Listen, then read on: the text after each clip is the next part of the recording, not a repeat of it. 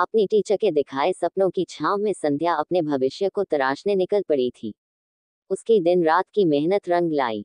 उसे आई एंट्रेंस में इतना अच्छा रैंक मिला कि उसे आई दिल्ली में एडमिशन के साथ स्कॉलरशिप भी मिल गई थी। अपनी परेशानियों में गुम संध्या सड़क के किनारे फुटपाथ पर चली जा रही थी। तेलंगाना के एक छोटे से गांव से दिल्ली में पढ़ने आई संध्या की जिंदगी की गाड़ी बड़ी जद्दोजहद के बाद मुश्किल से पटरी पर आई थी।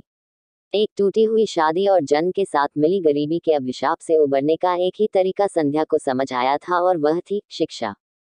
अपनी जिंदगी को अगर अपने बलबूते पर संवारना है तो शिक्षा से बड़ा कोई साधन नहीं है।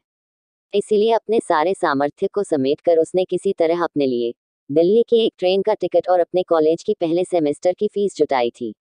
माता पिता ने भी अपनी उम्मीदों की गठरी उसके नाजुक कंधों पर रखकर एक बार फिर उसे विदा कर दिया था।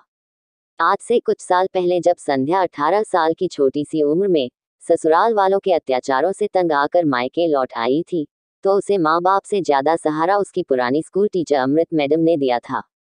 पढ़ाई लिखाई में हमेशा से अव्वल रहने वाली संध्या को उसकी मैडम ने अपनी पढ़ाई फिर से शुरू करने की सलाह दी थी। शादी के बाद पढ़ाई बीच में छूट जाने के कारण वह अपनी कक्षा के बाकी स्टूडेंट से कुछ साल बड़ी थी, लेकिन इस वजह ने उसकी पढ़ाई के प्रति गंभीरता में इजाफा ही किया था। उसका गरीबी से निकलने का जज्बा यूं भी उसे हर वक्त पढ़ने को प्रोत्साहित करता था। 12वीं कक्षा में जब संध्या ने टॉप किया तो अमृत मैडम ने ही सुझाया था कि उसे एक साल जी जान से आई के एंट्रेंस एग्जाम की तैयारी करनी चाहिए और अगले साल कंपटीशन में बैठना चाहिए। एक बार आई में एडमिशन हो गया तो फिर कभी पीछे मुड़कर नहीं देखना पड़ेगा। जब हाथ में आई की डिग्री होगी तो नौकरी तो झक मारकर पीछे पीछे आएगी। अपनी टीचर के दिखाए सपनों की छांव में संध्या अपने भविष्य को तराशने निकल पड़ी थी। उसकी दिन रात की मेहनत रंग लाई। उसे आई एंट्रेंस में इतना अच्छा रैंक मिला कि उसे आई दिल्ली में एडमिशन के साथ स्कॉलरशिप भी मिल गई थी।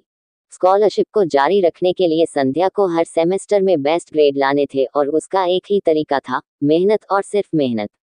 सवाल संघर्ष करने का था, इसलिए ये स्कॉलरशिप उसकी जुनून नहीं जरूरत थी, ये मेहनत उसकी जिंदगी की कुंजी बन गई। सब कुछ ठीक ही चल रहा था। वह अपना सारा खर्च छोटी मोटी ट्यूशन और स्कॉलरशिप से निकाल लेती थी। हालांकि घर जाने का टिकट वह पिछले 3 सालों में एक बार भी नहीं जुटा पाई थी। दिल्ली जैसे महंगे शहर में खाने रहने का भी खासा खर्च आता था। अब तो बस आखिरी साल बचा था। समझो कि हाथी तो निकल गया, पूंछ ही बची थी। एक बार पूंछ निकल जाए बस, फिर वह इंजीनियर बनकर ही अपने घर जाने वाली थी। तभी अचानक कोरोना के आतंक ने सबको दहला दिया। सारा विश्व इसकी चपेट में ऐसा आया कि बड़े बड़े देश, बड़ी बड़ी सरकारें तक हिल गईं। ऐसे में भला मामूली सी संध्या की क्या बिसात। वह तो वैसे भी अपनी कश्ती को जैसे तैसे ठेल रही थी। अब सरकार ने अचानक 21 दिन का लॉकडाउन लगा दिया था। सभी स्टूडेंट्स आनन फानन में अपने घर लौट गए। हॉस्टल खाली हो गए। पढ़ाई का नुकसान ना हो इसलिए क्लासेज भी ऑनलाइन कर दी गई। संध्या पर तो जैसे मुसीबतों का पहाड़ ही टूट पड़ा। हॉस्टल खाली करे तो रहे कहाँ? घर वापस जाए तो जाने का किराया कहाँ से लाए? अगर किसी से पैसे उधार लेकर किराया जुटा भी ले तो घर जाकर अपनी ऑनलाइन क्लास तो वह बिल्कुल नहीं कर पाएगी।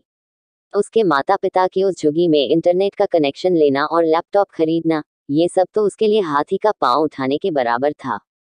यहाँ तो किसी तरह लाइब्रेरी में बैठकर नोट्स बना लेती थी और फिर जरूरी कामों के लिए अपनी रूममेट का लैपटॉप इस्तेमाल कर लेती थी।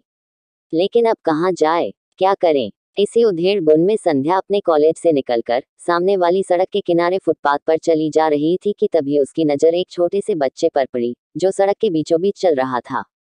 संध्या ने इधर उधर देखा, लेकिन उसे बच्चे के आसपास कोई भी दिखाई नहीं पड़ा। ये बच्चा कहाँ से आया? किसका बच्चा है? वह सोच ही रही थी कि सामने से स्पीड से आती एक कार को देखकर संध्या घबरा गई। उसने दौड़कर उस बच्चे को गोद में उठा लिया और फुटपाथ पर आ गई।